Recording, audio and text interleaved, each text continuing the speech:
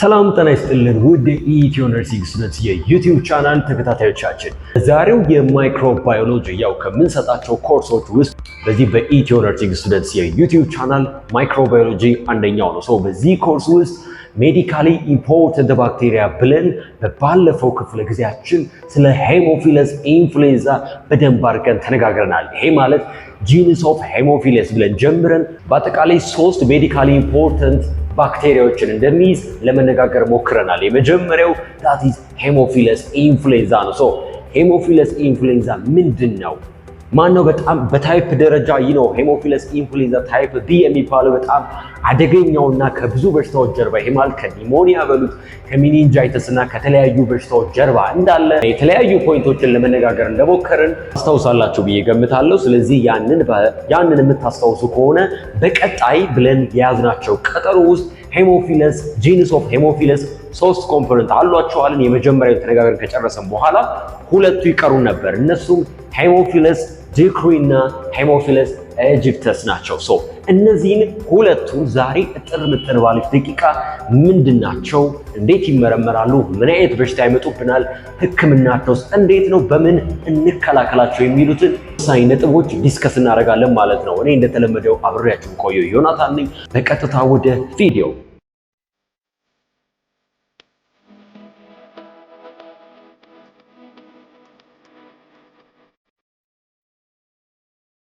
በዛሬው ቆይታችን የምንነጋገረው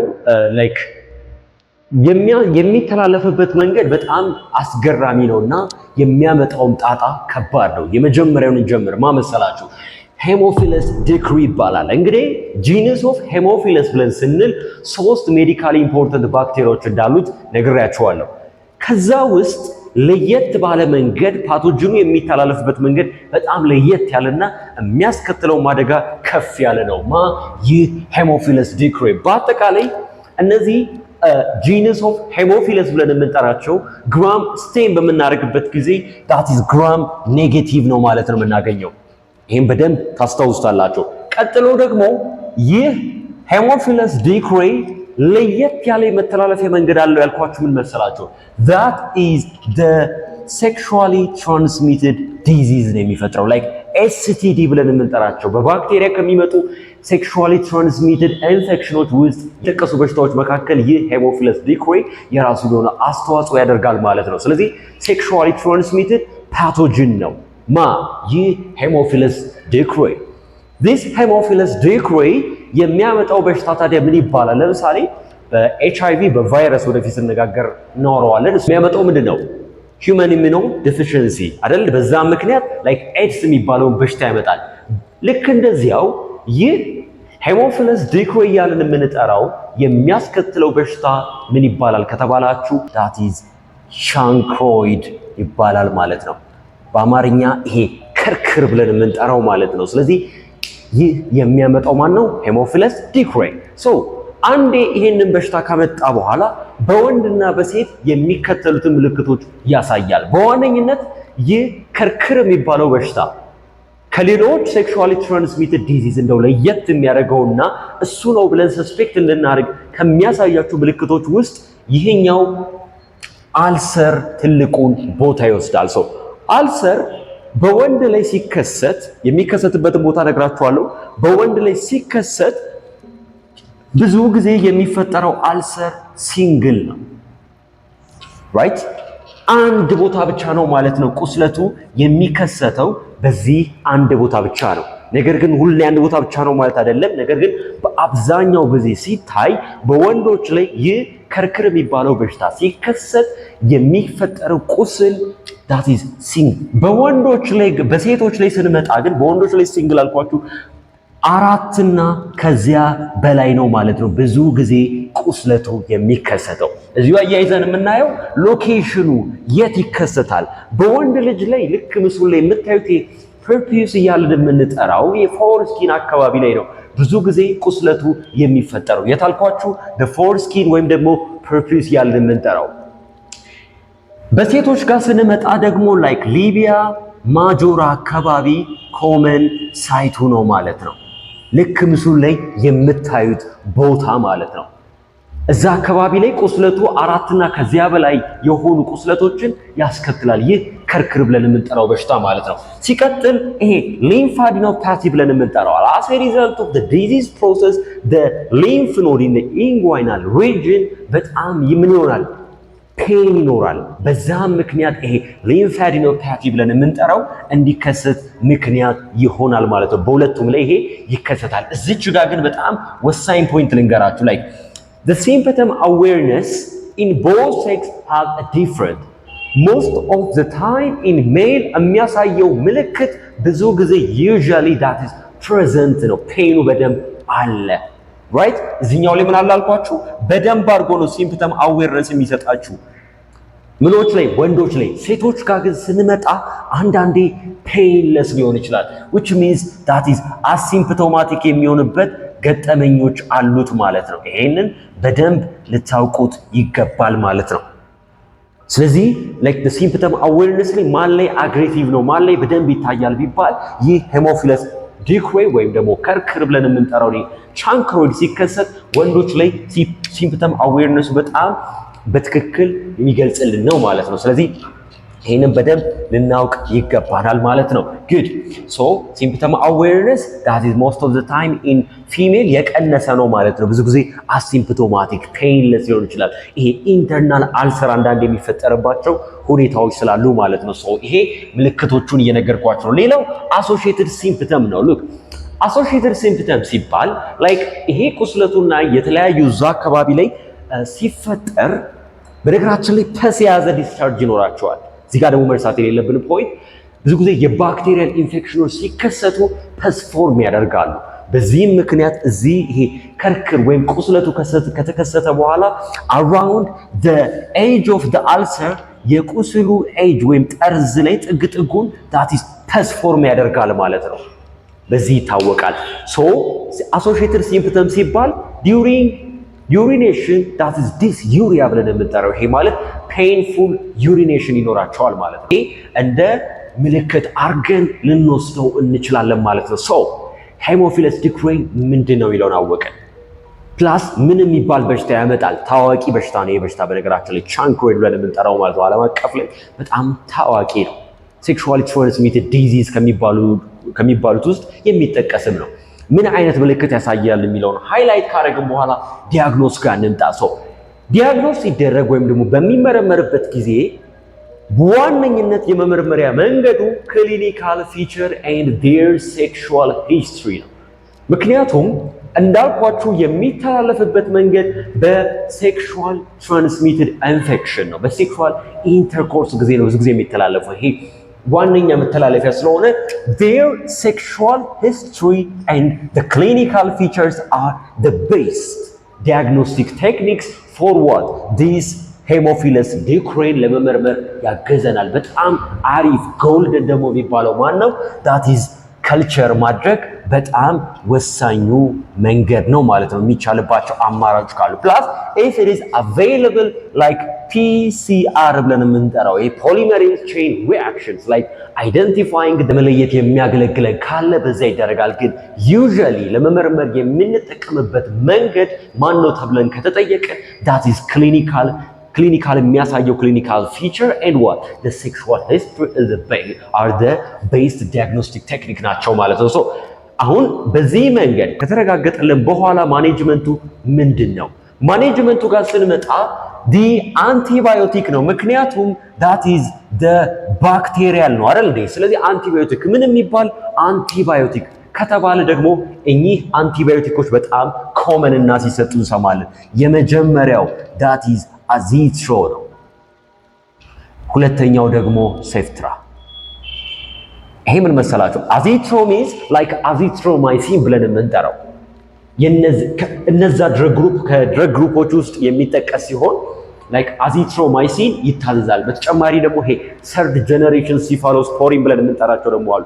ከነሱ ውስጥ ደግሞ ይህ ሴፍትራክዘን የሚሰጥ መድኃኒት ነው ማለት ነው። ደግሞ እስቲ በስተመጨረሻ ስለ ሄሞፊለስ ዲክሬይ ሁሌም እንደምለው ሳይቃጠል በቅጠል ነው። ስለዚህ መከላከያ መንገዱ ምንድን ነው? የመጀመሪያው መከላከያ መንገድ ሴፍ የሆነ ሴክሹዋል ኢንተርኮርስ ማድረግ።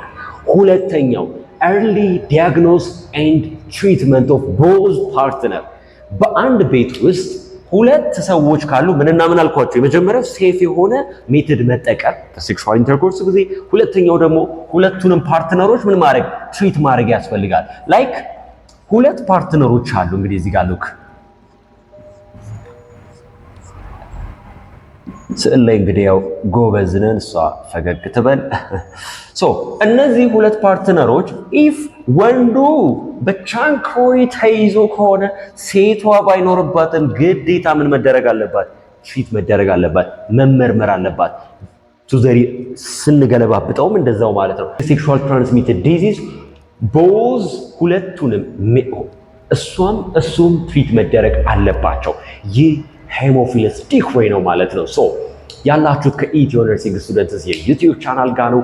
ይሄ የዩቲዩብ ቻናል ለጤና ተማሪዎች ቆንጆ አድርጎ ይሄን የመሰሉ እና ሌሎች ቪዲዮዎችን እያሰናዳ ሁሌም የሚያቀርብላችሁ ነው። ሶ እናንተ የሚጠበቀው ሰብስክራይብ፣ ለጓደኞቻችሁ እንዲደርስ ደግሞ ሼር፣ ላይክ ማድረጋችሁን አትርሱ እንላለን። በቀጥታ ደግሞ እስቲ ዛሬ በነገራችን ላይ ጂነስ ኦፍ ሄሞፊለስ እናጠናቅቅና ሌላው ወደ ጂነስ ኦፍ ቦርዴቴላ ስለሚባለው እንገባለን ማለት ነው። ቀጠሮ የምንይዝበት ዛሬ የመጨረሻ ቪዲዮአችን ነው ማለት ነው። በምን ጂነስ ኦፍ ሄሞፊለስ ጉዳይ ማለት ነው። ሶ ሄሞፊለስ ኢጂፕተስ ጋር ደግሞ እንምጣ።